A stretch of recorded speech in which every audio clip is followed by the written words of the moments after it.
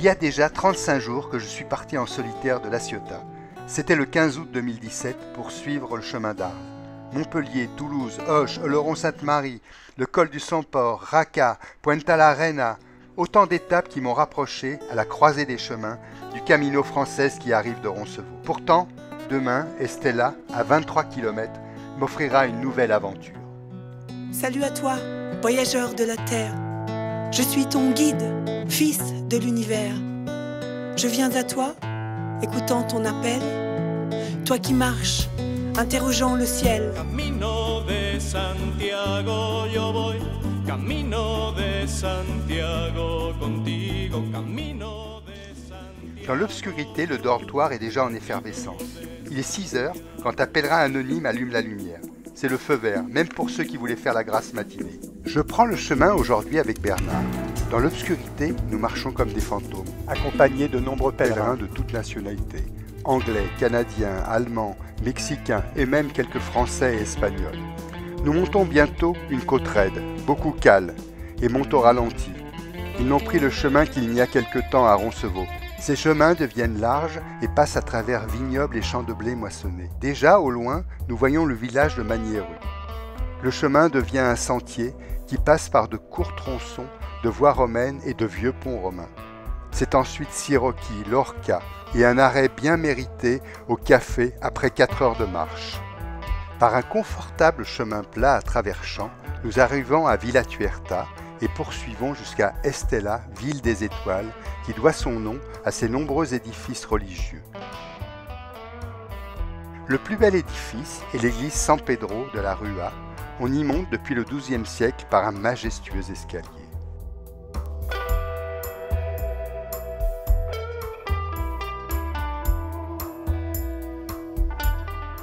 Notre gîte ce soir est l'élégant albergue Capuchinos de Rocamadour. Je fais connaissance avec 2 jeunes femmes mexicaines, Isolda et Gabriela, qui sont cousines.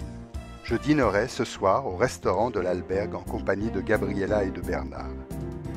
Demain, une belle étape, Torres del Rio, à 28 km. Nous ne sommes que 5 dans la chambre dortoir qui ronronne quand le réveil sonne à 6h15. Après un petit déjeuner sommaire, c'est le départ de toute la chambrée, Bernard, Gabriela, Juan, Isolda. Il est presque 8 heures, nous prenons le chemin pour Los Arcos en suivant les coquilles au sol. Nous marchons en ordre dispersé, entre petits sentiers et larges chemins qui nous emmènent rapidement au monastère de Santa Maria d'Irarche. Il est 9 heures du matin, mais il est de tradition de goûter le vin offert par la bodega. Il est bon, et malgré l'heure matinale, nous ne nous en privons pas. En reprenant le chemin, 2 alternatives s'offrent à nous. Nous choisissons de passer par Luquin, où il y a une jolie église et un café. Le chemin monte et serpente sur une large piste qui réserve parfois des surprises.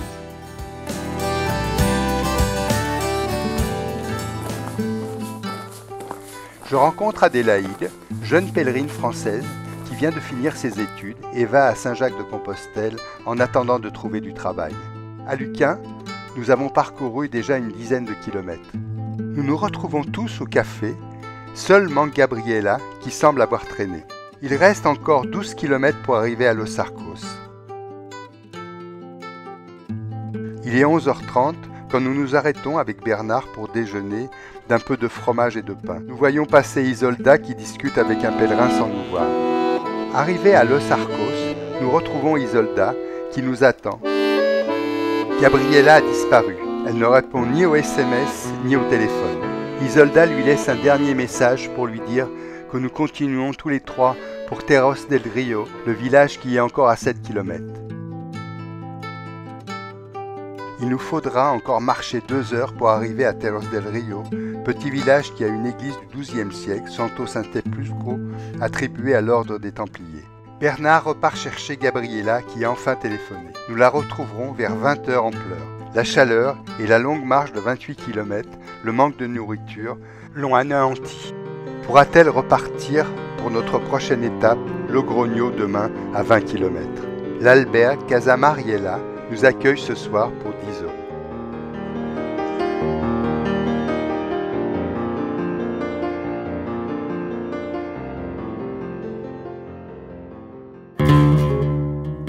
Gabriela souffre trop pour marcher.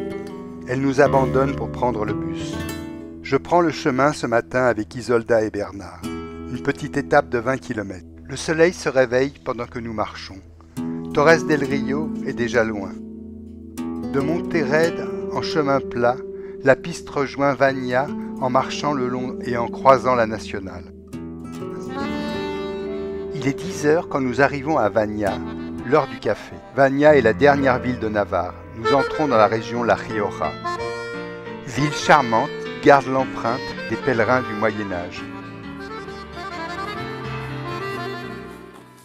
Nous traversons les vignes de part et d'autre du chemin asphalté, descendant vers le centre-ville de la capitale de La Rioja. Pour entrer à Logroño, il faut traverser un pont sous lequel passe le Rio Elbro. La ville est en fête, la Saint-Mathéo. C'est jour férié. Les rues sont bondées, l'ambiance est festive et musicale. Je me sens mal à l'aise devant tout ce monde. La fatigue s'empare de moi. Nous sommes accueillis, avec Bernard, à l'église Santiago el Real du XVIe siècle. Sur le fronton, Saint Jacques en matamor est combatif, chevauchant son cheval blanc. Nous entrons dans l'accueil par une porte anonyme aux belles coquilles.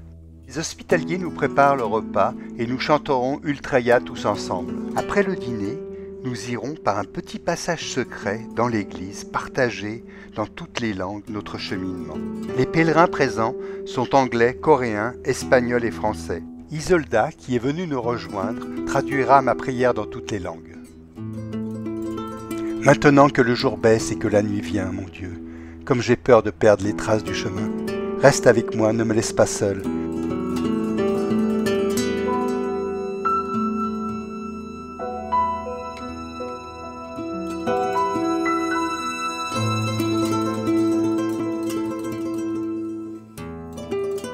Il est 7h30, Isolda nous attend devant la porte de l'albergue.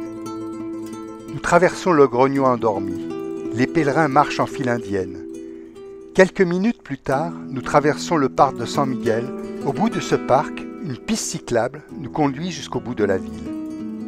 Nous passons le long du lac artificiel du barrage de Grajenja. Le chemin qui borde la rive passe dans un petit bois où écureuils et canards nous regardent passer avec curiosité. Un large chemin nous conduit à Navarrete.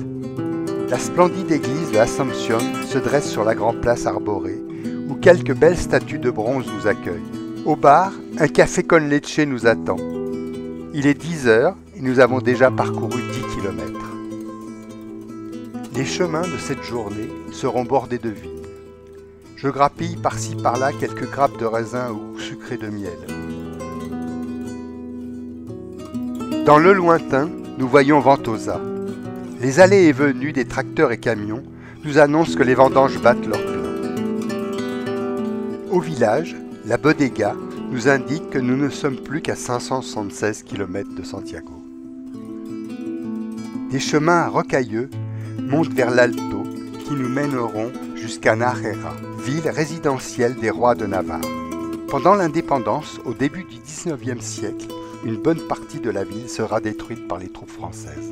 Nous logerons à l'albergue Nindo de la Cigüeña, par chance, dans une chambre de 4 pèlerins. Pour le dîner, Bernard nous préparera des pâtes dont il a le secret. Demain, nous irons à Santo Domingo de la Casalda. Notre étape est à 20,8 km.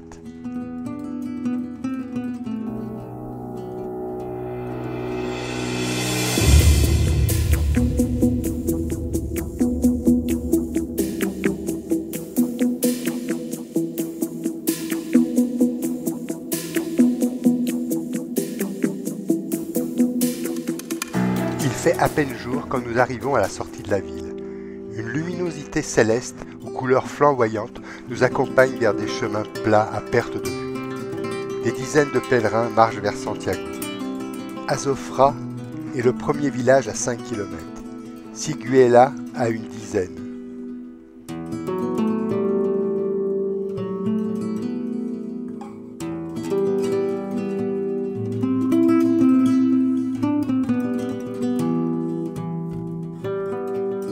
Un chemin vicinal longe l'autoroute.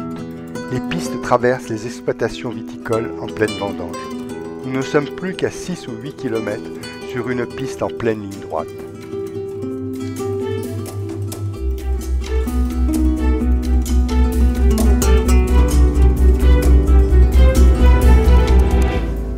Il n'y a pas que la production viticole à Santo Domingo, il y a aussi les patates. La cathédrale romano-gothique a été construite au XIIe siècle. Son clocher séparé est baroque du XVIIIe.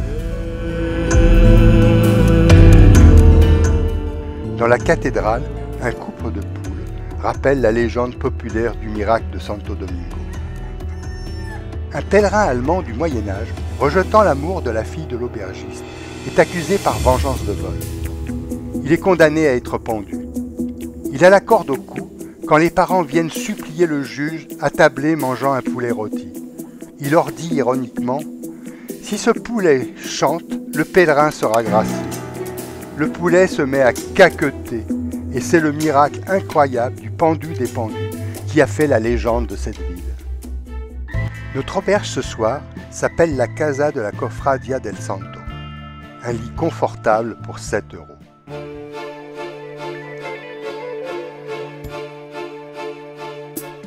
Après un petit déjeuner improvisé, nous quittons Santo Domingo par la Cala Mayor, dans la pénombre, en suivant les traces des pèlerins du Moyen-Âge. Les pèlerins en grand nombre marchent sur ce chemin qui gravit une colline qui redescendra sur Gragnone à 8 km. Le jour se lève, nous apportant son lot d'émotions. De grands panneaux nous indiquent que nous sommes à la frontière de la région autonome de la Castille et Léon. Il est environ 9 h quand nous arrivons à Residia del Camino. Nous avons marché 12 km et c'est l'heure du café. L'église Santa Maria, en face du café, est fermée.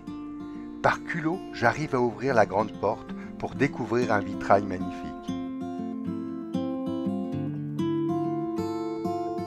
La nationale 120 est toujours présente. Nous la longeons par un chemin monotone qui traverse les villages de Castillejo, Victoria de la Rioja, où une petite église nous offre ses trésors.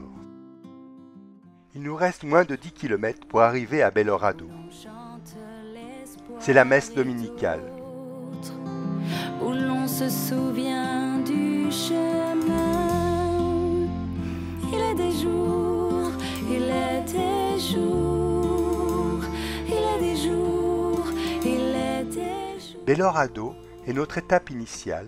Nous y déjeunerons simplement et poursuivrons notre chemin par une voie monotone qui s'étire à travers champs jusqu'à Tomaso. À l'écart du village, sur son piton enclavé dans la roche, l'ermita Nuestra de la Señorita de la Pena nous envoie son énergie. Comme au Moyen-Âge, l'hôpital des pèlerins nous accueille pour la nuit et le dîner. Nous avons parcouru aujourd'hui 28 km.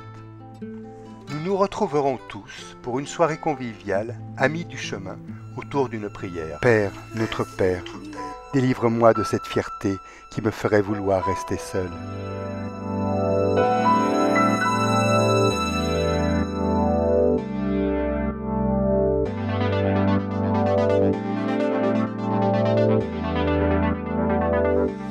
Sur les ordres de notre hospitalier, réveil à 6 h 30.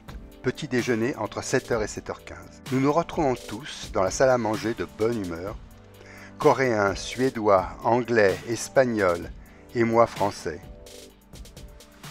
Notre chemin, aujourd'hui, sera fait de montées raides à travers les Mohoca. Un large chemin forestier nous conduira à San Juan de Ortega, un monastère monumental perdu dans la campagne. Une étape de 20 km.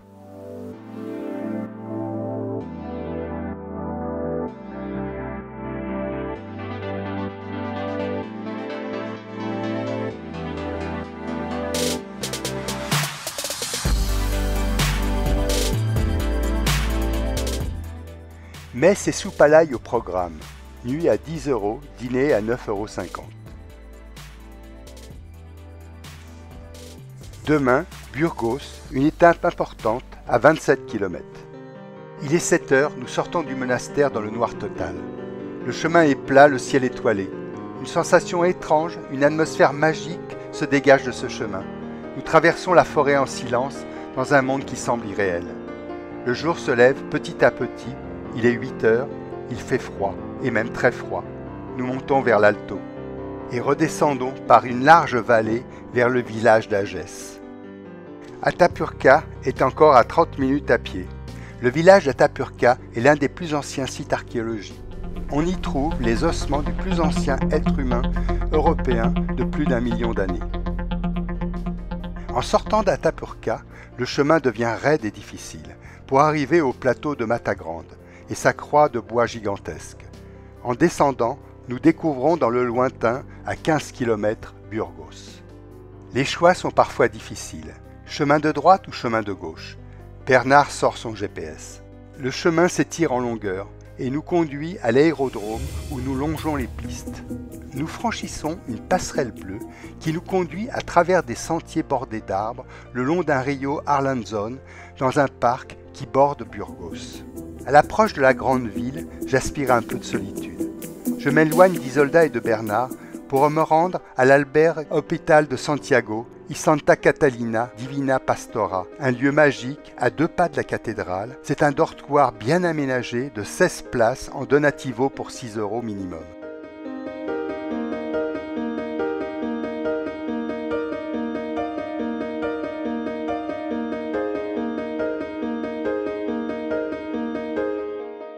Ma visite de la ville me conduira chez le barbier pour une coupe de cheveux bien dégagée derrière les oreilles. Ce soir, je retrouve Isolda et Bernard dans mon restaurant fétiche à Burgos, Ocheja, Plaza de la Libertad. On y mange le fameux Cordero Asado, un rêve gastronomique. C'est l'anniversaire d'Isolda et c'est notre dernier repas tous les 3. Demain, je prendrai mon chemin seul vers Santiago, à moins de 500 km. À 7 heures, Alicia, l'hospitalière de notre albergue, allume les lumières et nous réveille en musique. Je ne suis pas pressé aujourd'hui. Je ne sais pas si je reste à Burgos une journée de plus ou si je prends le chemin pour une petite étape. Finalement, je pars, avec dans la tête la chanson de Leonard Cohen que je chante en boucle. Je me sens en pleine forme, libre. Je marche très vite et rattrape le flot des pèlerins. Après Burgos, commence la meseta. 3 syllabes qui font frémir le pèlerin. Un moment fort de marche et de spiritualité. Le premier village est Tardajos. Le second village, Hornillos del Camino, a une fontaine étonnante. Au bar, je rencontre Rocio, déjà aperçue il y a quelques jours. Elle me demande mon prénom, je lui demande son prénom. Rocio. Tous les Espagnols présents au café sont hilars. S'ensuit un cours de jo et de cr. Bon, au final, peu concluant, du cours improvisé, je reste sur la Rocio. Après cette petite restauration et ce cours de position de langue, je repars pour Ontanas à travers la meseta désertique. Je rencontre Noëlla, qui est un peu perdue et qui m'interpelle quand je la dépasse. Nous échangeons tout en marchant. Noëlla a 78 ans et vient de la Sarthe. Bien sûr qu'elle va à Santiago. C'est une pèlerine avec un sac très lourd et un tempérament de fonceuse. Nous arrivons à Ontanas. Je file tout de même car je n'ai pas l'intention de m'arrêter. Je me sens bien, je pense pouvoir aller plus loin. Les ruines de Sant-Antone, à 6 km, pourraient m'accueillir dans l'albergue de l'église en ruine. Le monastère de Sant-Antone a été fondé au XIIe siècle. Actuellement, une route secondaire passe au milieu de la voûte en plein cintre qui relie l'église au monastère. La croix de tau, derrière lettres de l'alphabet grec, est devenue le symbole du chemin de Saint-Jacques. Au Moyen-Âge, elle protégeait des maladies et des dangers. Je ne m'arrêterai qu'à un petit café à proximité du gîte. Je continuerai pour Castegerix, à 4 km. Je logerai au bar dans une jolie petite chambre à 25 €, petit déjeuner compris. Une sacrée soirée de luxe pour un pèlerin. Finalement, j'ai marché 40 km aujourd'hui, bien pour une journée de repos. Je ne suis pas fatigué, seulement heureux d'être en chemin. Ma destination prochaine n'est pas encore décidée, selon le vent, où il me poussera.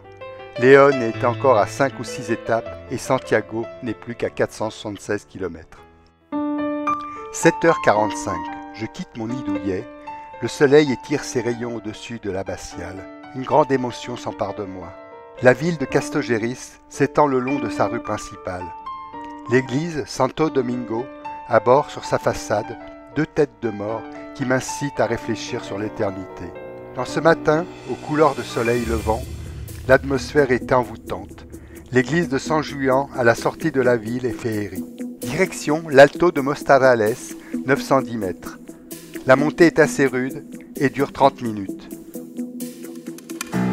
Je croise Laurence, un petit bonjour, une réponse en français et nous montons en faisant connaissance. De l'autre côté, la plaine s'étend à nos pieds immenses. La meseta trace ses chemins à travers champs de blé moissonnés qui donnent un air de désert aride. Du haut de notre alto, nous distinguons des centaines de pèlerins en marche vers Santiago dans un élan solidaire.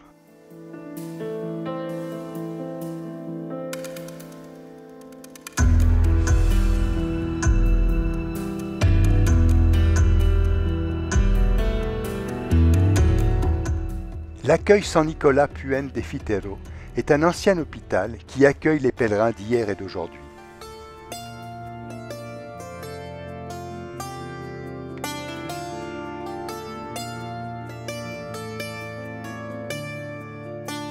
Les hospitaliers m'accueillent, ils sont italiens, Anna et Giglio, un lieu symbolique qui garde l'empreinte allégorique du passé. En franchissant le pont qui enjambe le Rio Pisuerga, je rentre dans la province de Palencia. Au village d'Itero de la Vega, j'ai parcouru 12 km. Je retrouve Laurence et Bernard, que je n'ai pas vus depuis quelques jours. Un bocadillo et un café sont les bienvenus.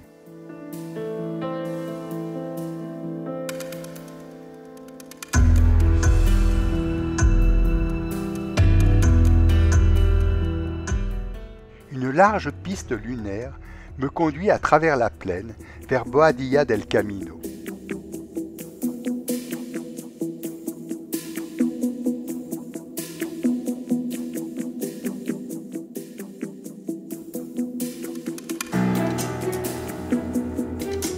Je rejoins Fromista par le canal de Castille. En traversant l'écluse, proche de la ville, je me dis que ce canal doit être vital pour l'irrigation tant la meseta est aride.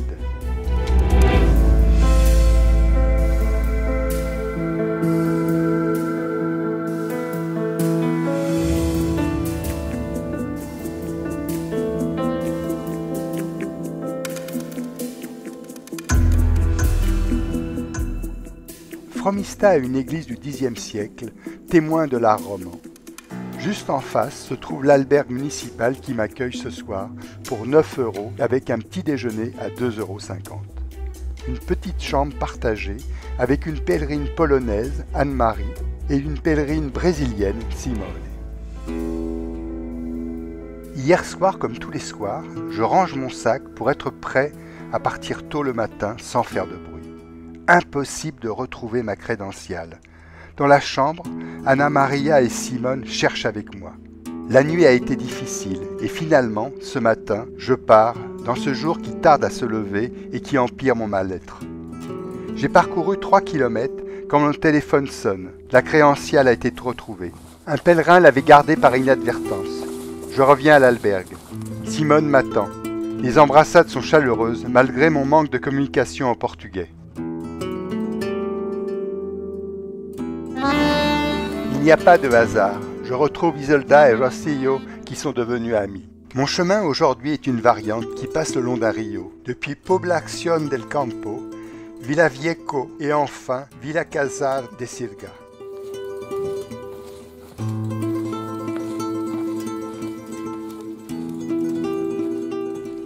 Nous rencontrons un groupe de pèlerins espagnols qui nous invitent à déjeuner en nous distribuant des billets de 20 €. Je suis en panique, ça sent l'arnaque. Finalement, ce n'était que de la générosité. Ce repas était délicieux et l'assemblée festive. Nous reprendrons le chemin tous ensemble, car Ion est à 6 km. Rosillo doit prendre son bus pour rentrer. Les Espagnols rentrent aussi à Burgos.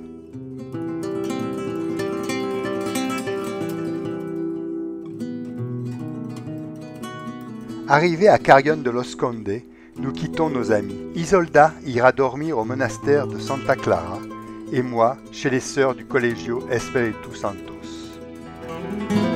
7h30, c'est le départ dans la nuit noire à la lueur des réverbères.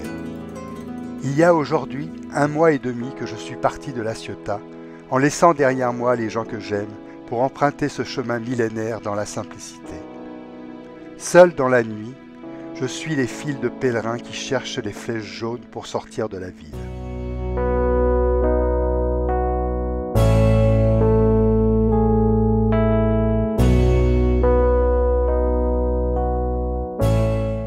Très vite, le chemin s'étire en ligne droite à travers la plaine. C'est bien ça la meseta, des chemins qui n'en finissent pas dans ce désert agricole. Par chance, le temps est couvert. Au village de Calzadilla de Cuesa, je rencontre attablés Bernard et Laurence qui mangent de la pastèque. Je fais la connaissance de Paul, avec qui nous ferons un bout de chemin. Je poursuivrai sur l'Edibos l'étape du jour présumée en cheminant et bavardant avec Laurence. Il est tôt. Laurence décide de me suivre et d'aller plus loin. Le désert devient plus vallonné, les bosquets égayent la monotonie du paysage. Terradillos de los Templarios, puis Maradinos, une performance pour Laurence qui a parcouru aujourd'hui 30 km. Une première albergue est complète. Nous nous rabattons sur le gîte italien, Hôpital San Bruno. Nous sommes que 2 dans le dortoir. Pratique pour le confort. Comme dit l'hospitalier, ce soir on mange tous ensemble. Ce sera un dîner sympathique avec Laurence en tête-à-tête. Le jour n'est pas encore levé quand nous quittons en catimini notre albergue. Dans le village endormi, nous voyons arriver Bernard et Paul. Il est 7h30.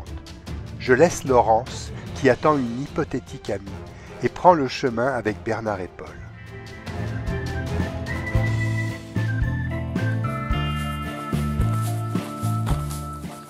Une variante nous conduira à Chagoun par un chemin champêtre.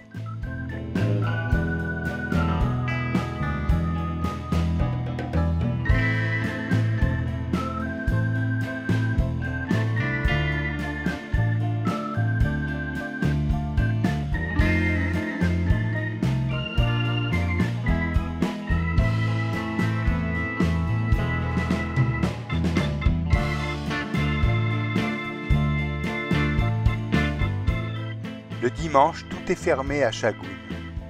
Un café est ouvert malgré tout à l'angle d'une rue, en face d'un Zapatero. Un miracle, le cordonnier est ouvert le dimanche. Il s'appelle Tony. Pour 5 €, il me répare mes chaussures en 2 coups de cuillère à peau de colle. Il rafistolera également les talons des chaussures de Paul. La réparation a pris 1 heure. Pendant ce temps, nous prenons un café. Bernard, lui, ne nous a pas attendus. Nous le retrouverons plus tard.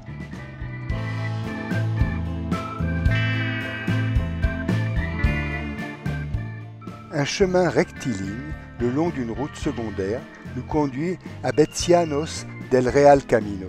Il est 14h, nous déjeunons dans un petit bistrot et repartons péniblement pour Burgo Ranero à 8 km. À Betsianos, un Américain perdu dans le village nous interpelle. Il se joint à nous. Il a 62 ans, il vit à New York, il fait porter son sac, ses logements sont planifiés. Nul n'est parfait. Il marche assez lentement. Il est tard et nous le quittons en pensant que les albergues seront bientôt complètes. Effectivement, il y a beaucoup de pèlerins à la recherche d'un matelas pour la nuit. Nous trouverons finalement un dortoir libre où nous retrouverons Bernard. Notre étape au final fera aujourd'hui 32 km.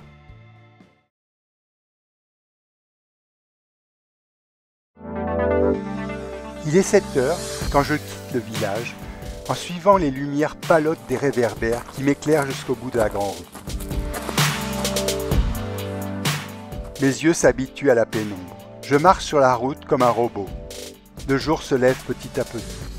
Je me retourne pour voir l'évolution. Je marche en silence sur un chemin parallèle à la petite route.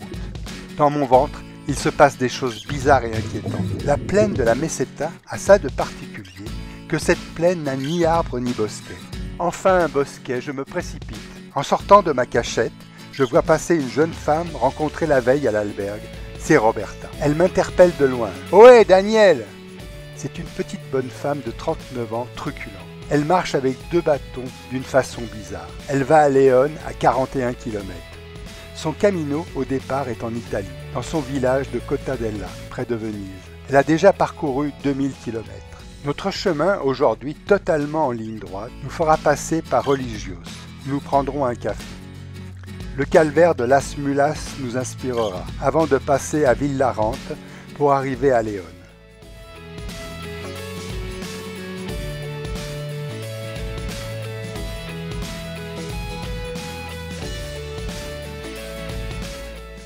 Nous rencontrons en chemin une bande de jeunes Italiens. Nous irons tous ensemble à l'albergue Monasterio Santa Maria de Carvajal. 140 lits, 6 € la nuit.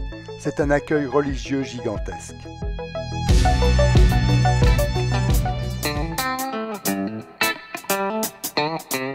C'est le branle-bas de combat dans le dortoir gigantesque. Il est 6 heures, les pèlerins se préparent dans un silence religieux, à la lumière de leurs lampes de poche. Le petit déjeuner est en donativo. Je croise Roberta qui part. Buono camino! Je reste la matinée à Léon pour visiter la ville lumineuse. La cathédrale gothique du XIIIe siècle, le cloître, les rues animées. Je reprendrai le chemin de Santiago, après le déjeuner, pour une étape de 8 km, le village de Virgen del Camino.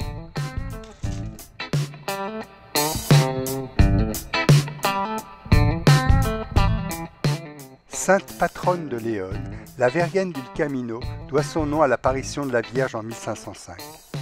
Je rencontre dans les rues Catalina, son chapelet à la main. Elle m'accompagne à l'église et me présente le padre. L'église est moderne, des années 60, les vitraux ont des couleurs flamboyantes, l'autel est baroque du XVIIIe. Les bronzes étonnants représentent des scènes bibliques. Ma rencontre avec le padre Arturo est forte. En me signant ma crédentiale, nous échangeons sur le bonheur de la marche. Il me donne de nombreux conseils sur l'itinéraire à suivre dans les jours prochains. La beauté de ce lieu me transporte.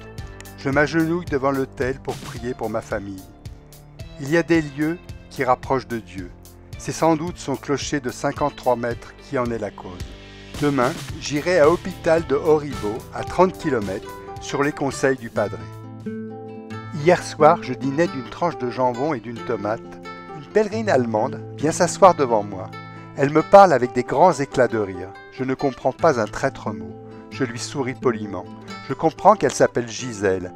Elle aussi mange des tomates avec de grosses gousses d'ail qu'elle croque à pleines dents.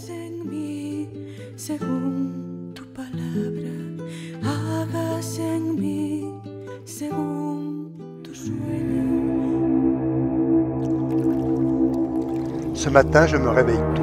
En passant devant le lit de Gisèle, une odeur d'ail exhale, terriblement forte. Avant qu'elle se réveille, je prends la fuite. Il y a 2 itinéraires aujourd'hui, l'un par la route, l'autre par la campagne. Dans l'obscurité, les traces jaunes sont invisibles. Une petite voix discrète me parle dans la pénombre. C'est une petite coréenne. Finalement, avec l'aide du GPS, nous prenons ensemble le bon chemin. Le jour se lève avec un ciel magistral. Notre départ dans l'obscurité prend un sens.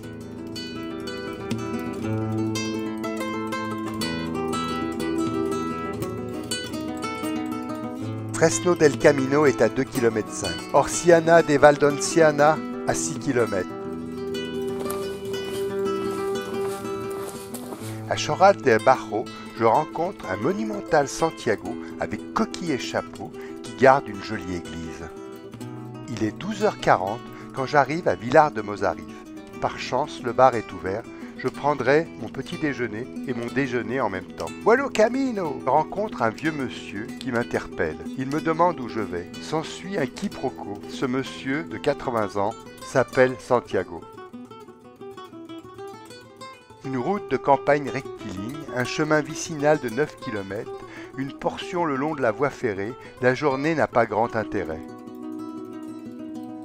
Je rejoins Puerto Rico, le pont le plus long du chemin, 300 mètres. Au bout de celui-ci, il y a mon étape, Hôpital de Oribo. Mon albergue s'appelle San Miguel. Il y règne une belle ambiance. Certains pèlerins font de la musique, d'autres de la peinture. Dans mon dortoir, nous ne sommes que 4 pèlerins, 2 Coréennes et un Américain. Nous prendrons ensemble demain matin à l'aube le chemin. Je retrouverai Bernard qui loge dans une albergue à proximité.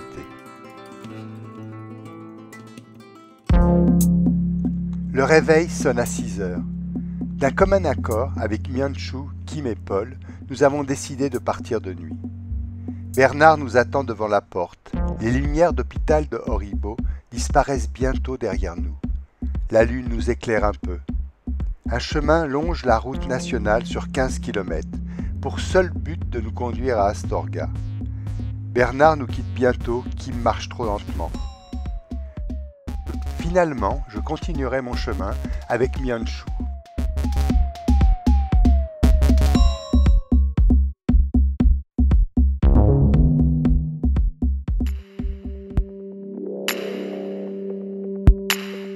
rencontrons Akira Suzuki, un Japonais avec qui nous sympathisons.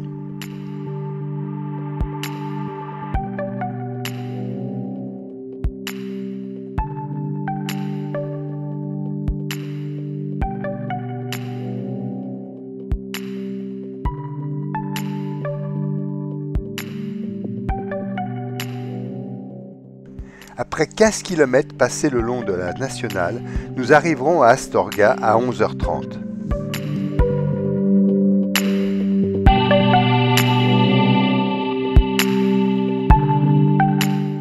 Après une visite à l'église Saint-François à l'entrée de la ville, nous irons déjeuner Plaza Mayor. Il fait très beau, la ville a un petit air de vacances. Visite de la maison de Gaudi, 1893, de la cathédrale Santa Maria du XVe siècle,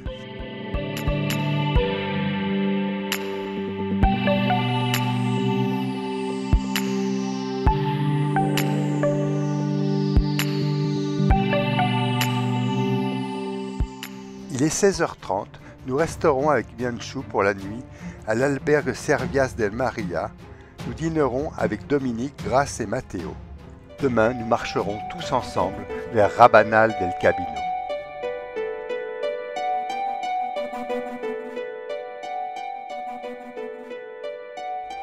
Il est 7h30 quand nous quittons l'albergue.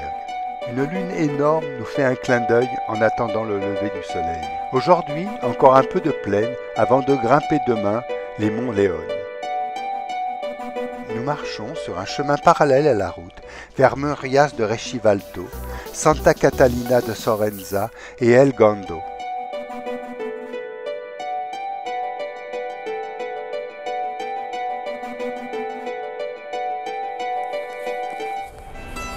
Au détour d'un chemin, un croisé tout droit sorti du Moyen-Âge nous fait une apparition.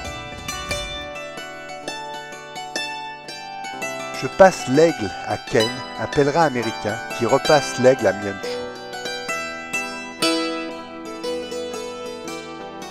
C'est l'arrivée au joli village de Rabanal del Camino. Notre albergue, Gosemo, nous accueille à l'anglaise à 16h avec le thé, dans une ambiance musicale.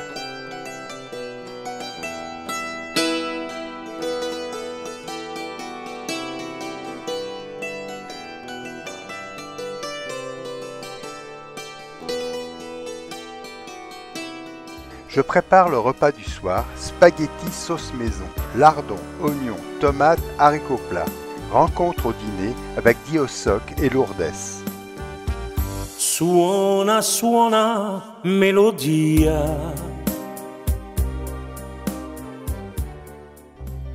La petite église nous accueille avec des chants grégoriens.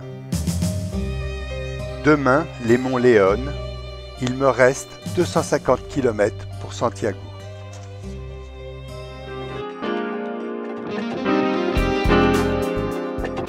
Chaque jour apporte un nouvel émoi. Je vais monter aujourd'hui les monts Léon, loin de la monotonie de la meseta.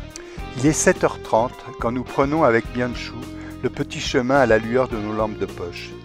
La lune nous éclaire légèrement de son halo. Nous montons sur un chemin bordé de genêts. Le temps est frais, gants et doudounes sont de mise. Nous montons vers la croix de Ferro par le village de Foncebadone. Un chemin qui serpente sur le plateau.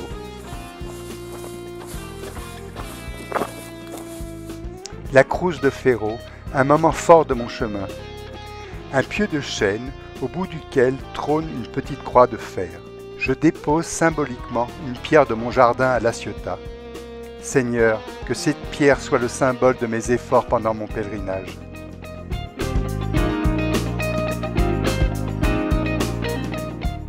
Le paysage offre une vue exceptionnelle sur les monts Léon. Un dénivelé important, une montée douce, un moment de bonheur et de communion avec la nature. Un chemin et une route m'amènent à Manjarine, camp des Templiers très sommaire.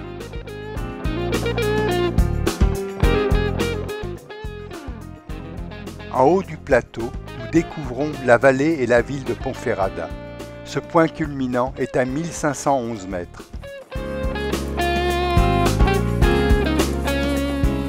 La descente se fait par une pente raide et caillouteuse jusqu'au village de El Acebo. Mian Shu tient à poursuivre le chemin. Il reste 9 km pour Minaseca. Cette étape difficile est une des plus belles en montagne.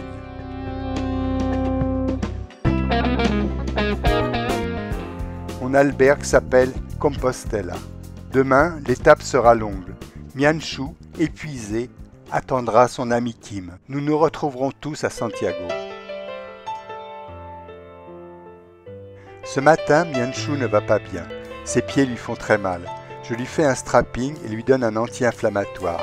Elle ira doucement retrouver son ami Kim à Ponferrada. Nous nous quittons au milieu de la grande rue. Je me sens léger et heureux dans ce matin qui se lève. Je me mets à courir.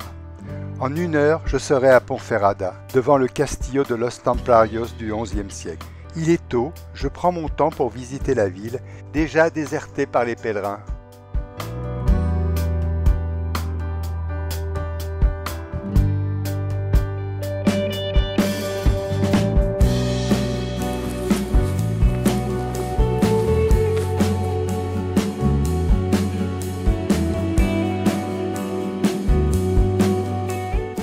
À Colomtianos, des pèlerins sont encore endormis au soleil. Je prends un café et croise Lourdes.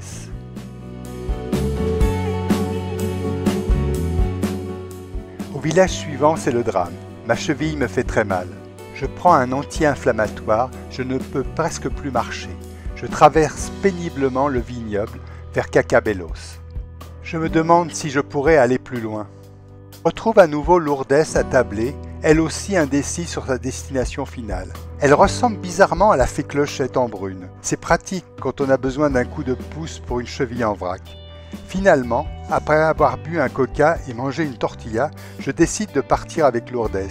Il est 14h30, il me reste encore 9 ou 10 km et ma douleur a pratiquement disparu. C'est d'abord le bord de la route avant de reprendre les chemins de campagne à travers les collines recouvertes de vignobles. Il fait chaud, il y a du bien-être en cette fin d'après-midi.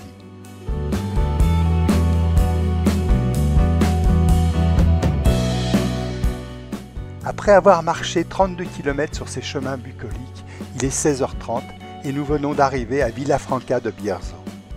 À l'entrée du village, nous passons devant l'église de Santiago du XIIe et XIIIe siècle. En contrebas, l'albergue municipal. Dans ce village, c'est l'ambiance festive à la Plaza Mayor. Les retrouvailles entre pèlerins donnent lieu à des grandes accolades chaleureuses. Nous sommes accueillis à l'albergue municipal. Demain, avec Lourdes, nous tenterons l'étape jusqu'à Ocebero à 28 km, avec un dénivelé de 450 mètres. Départ ce matin à 7h30 pour une des plus belles étapes du Camino.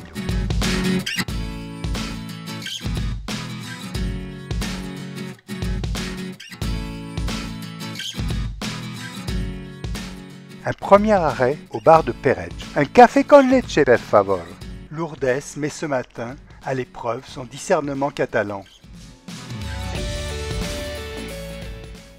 Nous suivons la route derrière un parapet avant de se tourner vers la montagne. L'étape fera environ 27 km et traversera de jolis villages de montagne.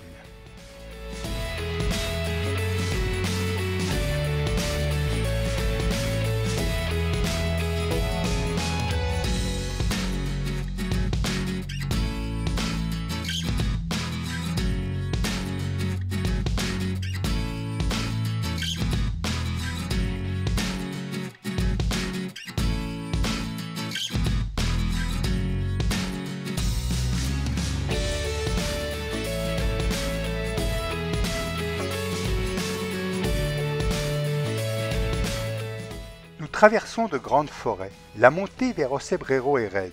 La Fala est le dernier village. Nous rencontrons Pepito, un pur et dur du terroir galicien.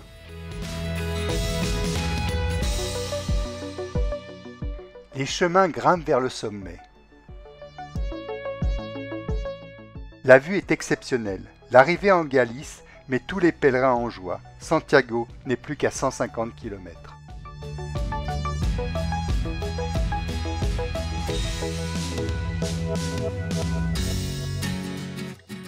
fais enfin connaissance avec Carlos et Diana, des pèlerins colombiens que je suis depuis longtemps.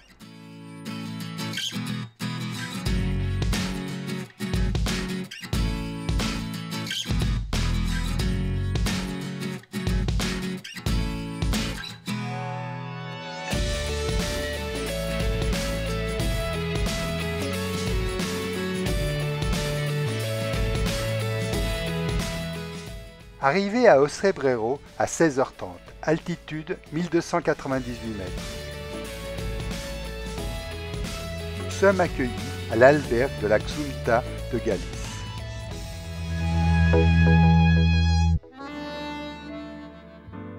Ce matin, je prends le chemin seul. D'ailleurs, presque tous les pèlerins sont déjà partis quand je monte le chemin derrière l'albergue. Il passe dans un bois aux couleurs de l'aube. Le silence rend l'atmosphère magique. De grosses bornes balisent le sentier qui débouche sur une large piste qui descend jusqu'au village de Linhares.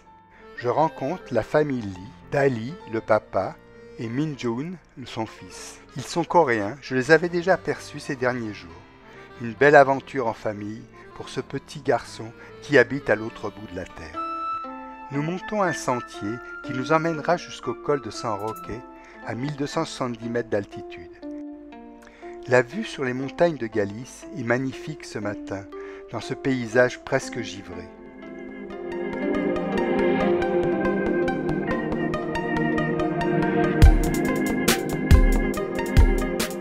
Le chemin longe la route pour m'emmener dans des sentiers de montagne. Dans le lointain, je distingue Tria Castella.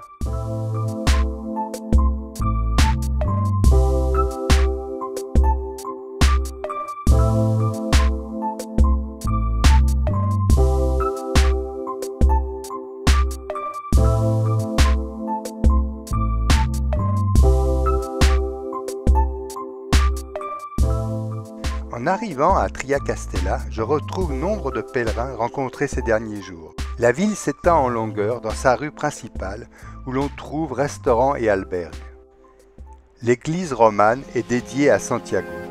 En cherchant la variante pour me rendre au monastère de Samos, je rencontre Arthur, un jeune pèlerin marginal. Il me demande de m'asseoir à côté de lui. La journée s'avance, je n'ai pas beaucoup de temps. Son regard d'ange me touche et m'interpelle. Je serai très touché par ses paroles. Nous nous embrasserons chaleureusement avant de nous quitter. Je pars vers le bout du village. Il y a deux possibilités, Sarria ou Samos. Moi je vais à Samos, 9,5 km. Le début du parcours n'est pas très encourageant. Un petit chemin longe la route à grande circulation. Ce petit chemin tourne bientôt dans la campagne pour des chemins pittoresques et ombragés qui me ramènent à l'authentique chemin de Saint-Jacques.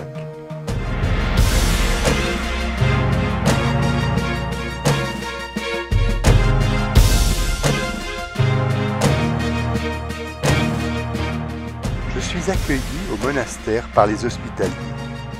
Lieu à l'architecture imposante et solennelle, instant privilégié dans la simplicité du gîte. Ce matin, le 21e siècle m'abandonne. Pas d'internet, pas de téléphone, pas de photo. Je suis devenu pèlerin branché sur le Moyen-Âge. Après un selfie avec Saint-Jacques, je me rends compte que mon téléphone n'a pas chargé et que je suis parti du monastère avec le chargeur d'un autre pèlerin. Très énervé de cet incident, je marche très vite pour évacuer le stress.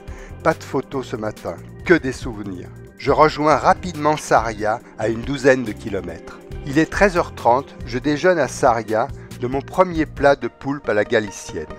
Je reprends mon chemin pour Barbadello, qui est encore à 4 km environ, avec Aldo, italien du sud, sympathique et discret.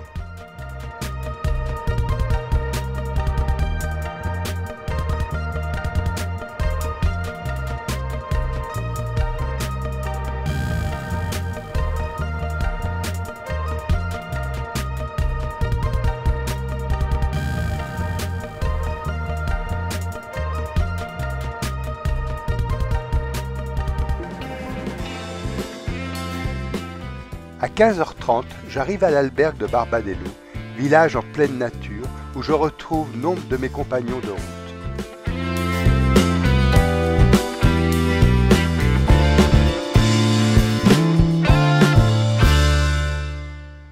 7h15, c'est le départ de Barbadello dans le noir. Il fait frais. Un nuage sort de ma bouche. Le soleil est timide ce matin et les nuages ont envahi la vallée. C'est beau, c'est tonique. Pourtant, mon sac est lourd et mes jambes pesantes.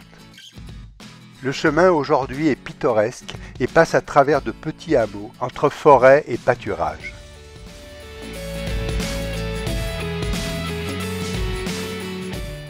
À Féros, j'ai parcouru 9 km. Je rencontre Chloé, je lui parle en espagnol, elle me répond en anglais. Elle est pourtant française. Elle est partie de chez elle à Melle, près de Poitiers. Nous poursuivrons le chemin ensemble jusqu'à Pont-au-Marin à 10 km. Chloé a 28 ans. Elle marche depuis le 1er août. Un long voyage pour soigner les chimères qui encombrent son esprit. Santiago n'est plus très loin. Aura-t-elle le temps de s'arranger avec les tourments qui bousculent sa vie? Nous entrons dans Port-au-Marin par un grand pont. Port-au-Marin a été construite dans les années 60. Le village initial a disparu sous les eaux du Rio. C'est la fête nationale en Espagne, tout est fermé. Nous déjeunons tout de même près de la cathédrale dans un petit bistrot. Chloé semble heureuse et gaie.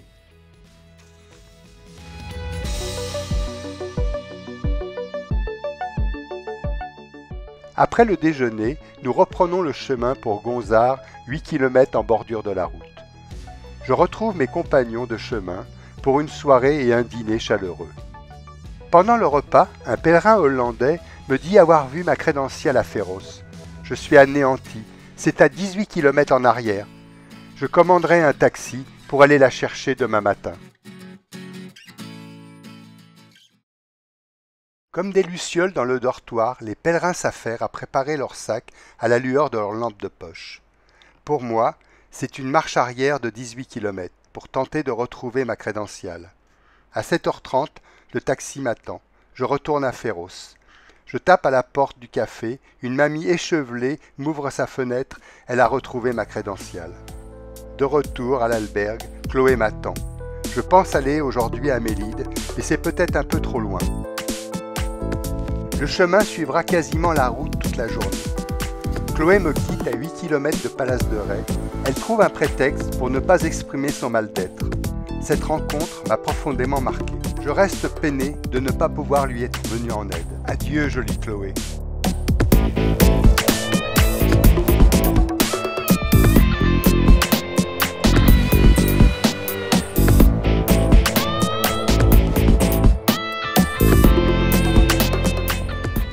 Au centre de la ville, l'albergue San Marco m'accueille pour la nuit. Ce soir, au restaurant, la Galice m'invite à un véritable festin. Demain, je prévois une étape de 15 km, rien que pour manger le fameux poulpe à Mélide.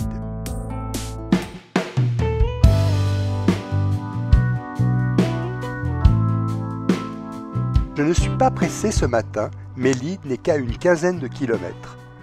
Il est 8 heures, le jour se lève à peine. Il règne une atmosphère irréelle. La nature, encore endormie, a du mal à se réveiller.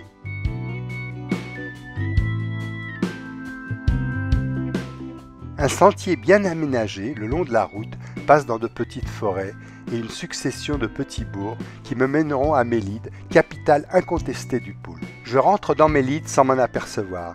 Un passant me le confirme.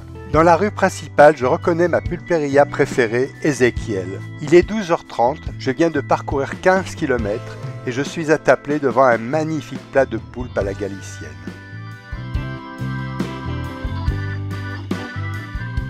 En sortant de la pulperia, je me dirige vers l'albergue Sant-Antone, le nez dans mon GPS. « Daniel, Daniel !» Je me retourne, ce sont mes amis colombiens, Oscar et Diana. Ils vont à Ribadero de Bexo et me suggèrent de les accompagner. Je reprends le chemin pour une quinzaine de kilomètres. Oscar, en chemin, ramasse tout ce que les pèlerins ont jeté par terre. Un vrai écolo, ce type. Nous rencontrons Patrice, c'est une jeune femme américaine de San Francisco. Elle a un prénom masculin, c'est sa mère qui l'a voulu, me dit-elle. Elle fait une journée de vélo en attendant la guérison de sa tendinite. Tiens, au fait, la mienne ne me fait plus parler d'elle. Il est 17h30 quand nous arrivons à Ribadesio. L'albergue Milpes nous accueille pour la nuit. Il me reste encore 40 ou 45 km pour Santiago. Je pense faire de petites étapes maintenant pour rester dans mon aventure. Les jours raccourcissent de plus en plus. 8h15, il fait nuit noire. Je quitte l'albergue. Je ne sais pas où finira mon étape aujourd'hui. Le temps est couvert. L'automne commence à jaunir les feuilles des arbres. Mes pensées poussées par le vent tournent en rond. Je pense à ce challenge, ce périple de 1750 km que je vais terminer demain. Perdu dans mes pensées, mon étape aujourd'hui ira jusqu'à la montée de Gozo à 42 km.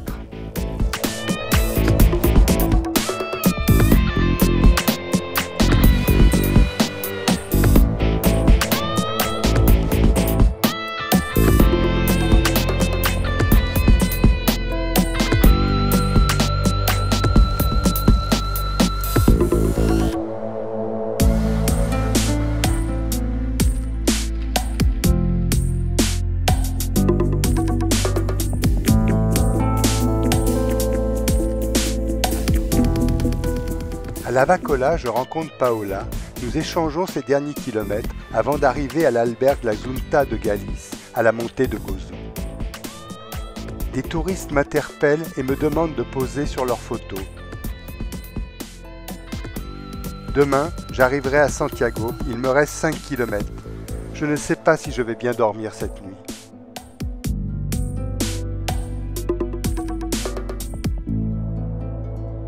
La nuit n'a pas été courte, elle a été blanche. Il est 7h20 quand l'alarme de mon téléphone sonne le départ. Je quitte l'albergue dans la nuit. Devant moi, Santiago scintille de toutes ses étoiles et m'attire comme un aimant. Il est 9h04 quand j'arrive devant la cathédrale Place Obradoiro.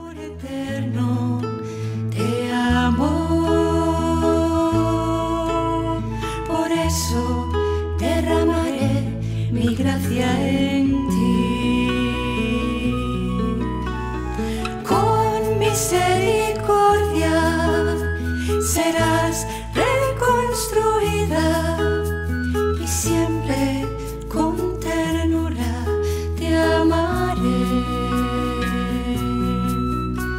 Así dice el Señor, te sanaré, curaré tus heridas. Lleno de amor por ti, cuido tu... Comme ces milliers de pèlerins qui arrivent à Santiago, j'ai été au bout de mon rêve, au bout de la terre. J'attends maintenant dans quelques jours ma famille qui viendra me souhaiter mon anniversaire, mes 70 ans. Mi gracia en ti derramaré. Con misericordia serás reconstruida y siempre con ternura te amaré. Así dice